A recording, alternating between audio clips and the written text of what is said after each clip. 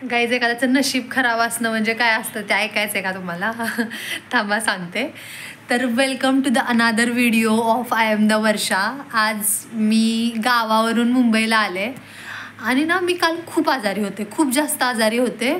तर माझ्या घरचे सगळे म्हणत होते की तू नको जाऊ, तुला ताप आहे वगैरे वगैरे. पण ऑफिसचं टेन्शन, कारण सरांनी सांगितलं होतं की सुट्टी जास्त घ्यायची नाही, तुझ्या खूप सुट्ट्या होत आहेत वगैरे वगैरे.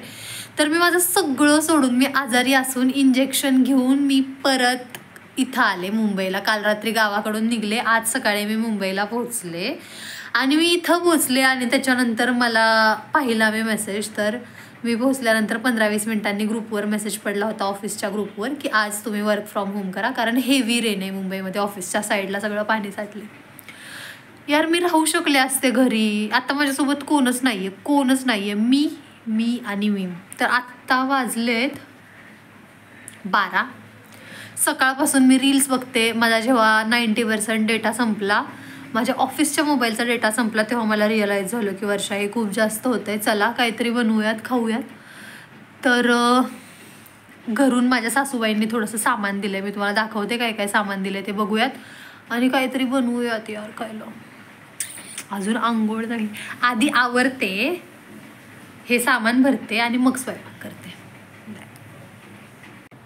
तर चला मी तुम्हाला दाखवते काय काय दिलंय सासूबाईंनी भरून.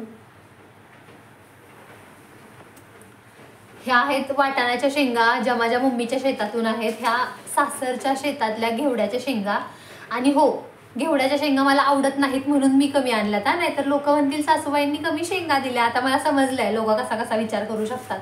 हे आहे लिंबू घरच्या झाडाचं, खोबरं, कारण इकडं खोबरं खूप जास्त महाग भेटतं, लसूण दिलाय, तो पण शेतातला आहे. हे चटणी आहे, ह्यानं भाज्या खूप छान होतात, ह्याच्यामध्ये ऑलरेडी कांदा लसूण मिसळला असतो आणि आमच्या गावाकडची खूप स्पेशल चटणी आहे ही.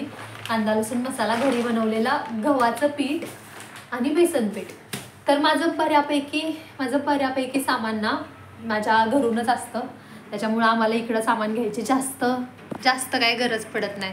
बऱ्यापैकी सामान आम्ही घरूनच घेतो. आता मी विचार करते की मी मसाले भात बनवते वाटाण्याच्या शेंगा सोलून, कारण एकटीसाठी तेच बरोबर आहे, जास्त एफर्ट्स नाही, काय नाही.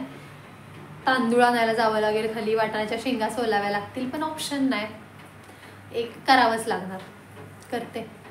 चला बाय. बाहेरचं खाल्लं असतं पण काल आजारी होते ना, घरच्यांना रिपोर्ट द्यावा लागतो काय काय खाल्लं, काय काय नाही खाल्लं. मग मम्मी ओरडती वेगळं काय बाहेरचं काय खाल्ल्यावरती, त्याच्यामुळं बनवते, दाखवते मी कसं कसं बनवते, काय काय करते. बाय. तर राईस बनवण्यासाठी मी घेतले आहेत 250 ग्रॅम स्वच्छ धुतलेले आणि नितळलेले इंद्रायणी तांदूळ मला असं वाटते जास्त होतील, पण ठीक आहे, रात्री खायला मीच आहे, प्रॉब्लेम नाही.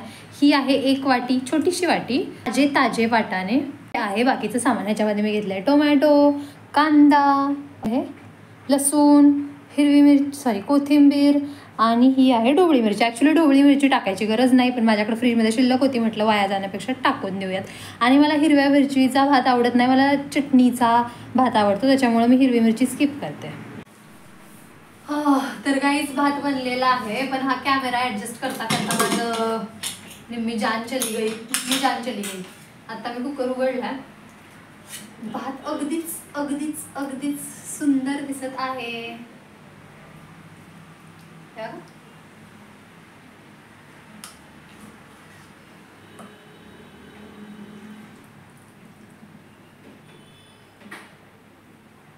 मला भात नेहमी ना थोडासा जास्त पाण्याचाच आवडतो, म्हणजे हा सुट्टा मसाले भात तर मला सुट्टा आवडतच नाही. भात तयार आहे, पण मला हे कॅमेरा अँगल आणि ते काय जुळत नाहीये सध्या. मी करेल हळूहळू ट्राय. आता भात खाते आणि मला असं वाटतंय की माझ्या कालच्या गोळ्यांचा असर कदाचित कमी होतोय, कारण ना मला परत असं ताप आल्यासारखं वाटतंय थोडंसं, आणि जॉईंट पेन पण स्टार्ट झालं. तर मी आता भात खाते, गोळी घेते आणि झोपते. अरे हो, तुम्हाला भात कसा झालाय ते सांगायचंच राहिलं ना. मग परत कॅमेरा चालू केला. हे बघा, भात पहिलाच घास खाते.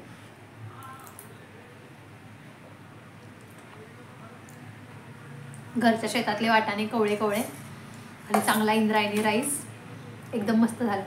आता जरा गोळ्या खायला ताकद येईल मला. बाय. हा माझा गोळ्यांचा डोस. मला आत्ता जास्तच त्रास व्हायला लागला आहे, पण मला ह्याची भीती आहे की हा लास्टचा मेडिकलच्या गोळ्यांचा डोस आहे. जर सपोज ह्या गोळ्यांचा असर उतारला आणि तरी मला त्रास व्हायला लागला तर परत दवाखान्यात जावं लागेल.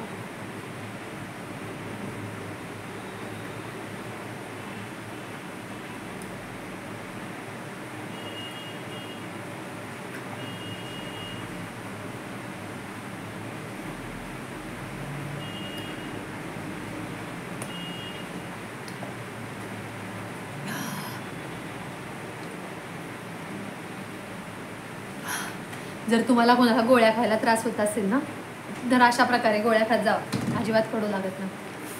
तोंडामध्ये थोडंसं पाणी घ्यायचं, त्याच पाण्यात पटकन गोळी टाकायची आणि पाण्यासोबत गोळी गिळून टाकायची. नाही समजत गोळी खाली.